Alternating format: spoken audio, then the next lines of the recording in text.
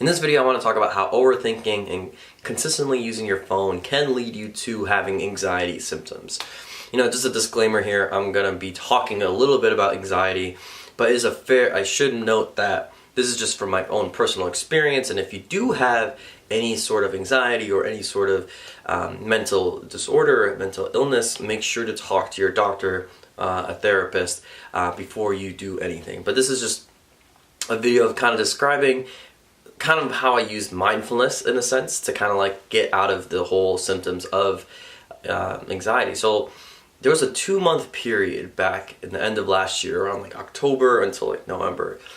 For some reason, like I started getting those type of anxiety symptoms. Like I was easily getting pissed off. I was very irritable. I was just having a lot of excessive worrying about just random things that I just shouldn't be worried about. There was times where I'd be in the kitchen with 4 other people and I just felt like I needed to get out. I felt like I couldn't breathe. I just felt like I was starting to worry. I was starting to sweat. My heart rate was going up and I could feel my chest and my body just like caving in. And I just needed to kind of like, I had no idea where this was coming from. At the time I was thinking like, since I just graduated back in May, like maybe all the stress of, maybe starting your own thing, like my own business and doing all these different things and having all these different jobs was kind of finally adding up, and I was seeing the side effects of just constantly working all the time. So like with anything I do in life, I use mindfulness to kind of figure out what's wrong with me, what's wrong with my mind, or why I'm feeling this certain way. And I just slowly realized there were these small things that I was doing, which kind of started accumulating probably as soon as I graduated, and it was just slowly accumulating until the scale tipped.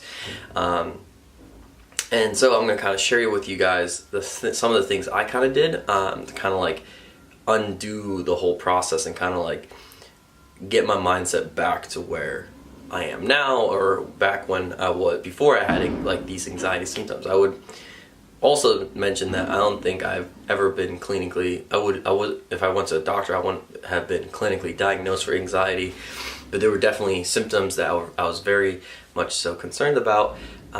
So I wanted to make sure I could stop this before it did go down the path of being clinically diagnosed. So the first thing I wanted to really look at was looking at my current circumstances. I think that's so important. Like when you're feeling a certain way, or you just feel like you're in a slump, the first thing to do is like look at what you're doing every single day, look at your current actions.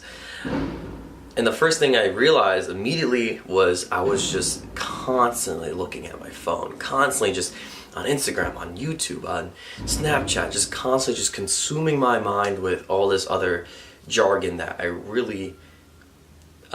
that really didn't need my attention, or it was just kind of diluting my attention and my focus and my mindset.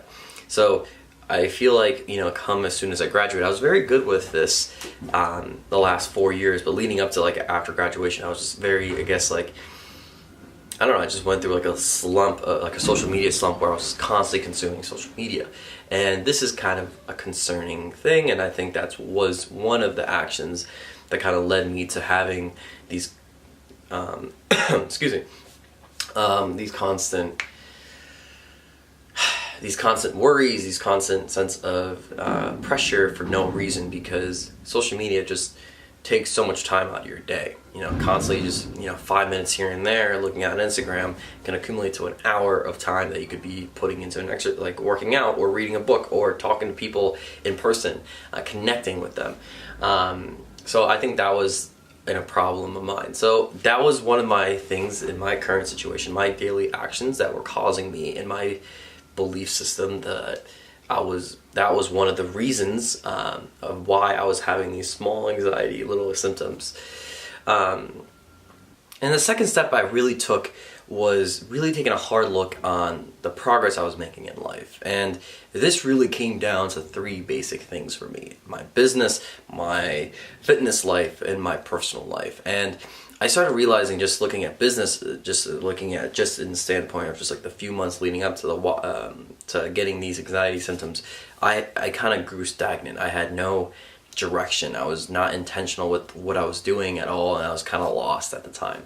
And I think this is very common for a lot of people when they first start doing their own thing. But it was just like a good it was good to kind of like put myself in a bird's eye view of like, wow, I need to really be doing something to kind of like push this forward, to kind of create some sort of plan. And I think it's because of that I'm like, I can proudly say that now I have Fitsoul training and I have clients and all this other good stuff. So that was really interesting and very helpful in terms of looking at the progress I was making in my business. When it comes to like just fitness life, I was just, I was still going to the gym. I was very active. I was doing a lot of swimming at the time.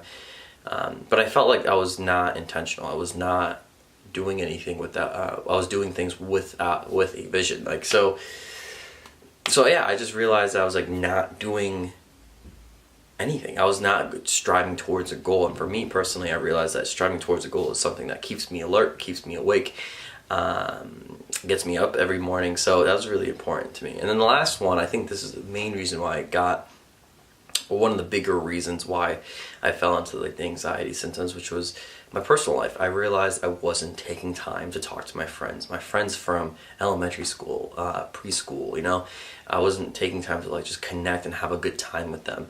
I wasn't talking to my parents as much because I was just thinking I was busy all the time, so I just didn't have time to talk to them. And realizing that those three things, I wasn't making any progress, I realized that I need to start taking action. I think action is so important because it helps build momentum. Momentum is the key driver when it comes to motivation. When you have momentum, you're more likely to just to be doing things. That you're going to be more willing to just go out there and just make things happen. And the third thing that I realized was I needed to just accept what was happening. And this comes with the basis of just gratitude practicing. But I really needed to just accept my circumstances, accept where I was in that situation, and just kind of let things unfold as it should. I felt like I was just constantly worried about the things that I couldn't control. The good things of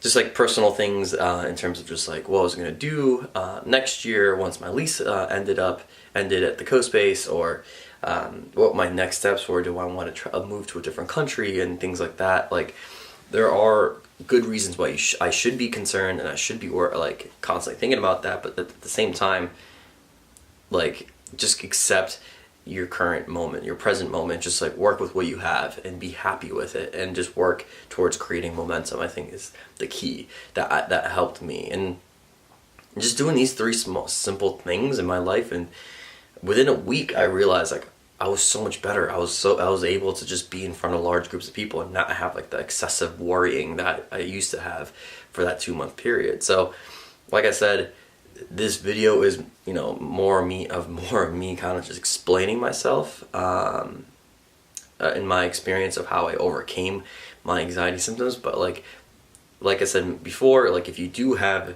anxiety or you do have some sort of clinically diagnosed mental illness, I think it's very helpful, and I think it's recommended that you go to a doctor first before you try anything. It's also that's pretty much very important, because this is me pretty much talking about my personal life and what I did personally. So with that said, make sure you guys like this video. If you liked it, subscribe, comment. I would love to hear your feedback on this video. Until next time, I'll see you guys later.